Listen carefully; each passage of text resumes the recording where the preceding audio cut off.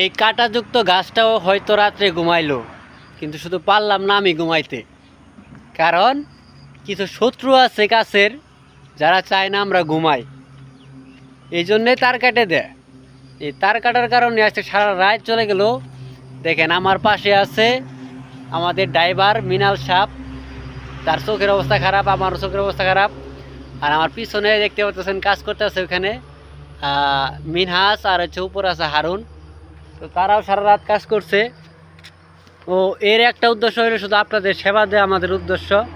কারণ আপনাদের সেবা না দিলে তো আবার গালাগালি করবেন যে নেট সমস্যা, এই সমস্যা। ভাই নেট যে কেন সমস্যা হয় সেটা তো আপনারা বুঝেন না। আসলে মেন কারণ হচ্ছে এই যে দেখেন আমার পিছনে তারটা দেখতে পাচ্ছেন, এই যে তারটা, এই তারটা ওরা কাটে দিচ্ছে, যার কারণে আমাদের কাজ করতে একটা সময় লাগলো।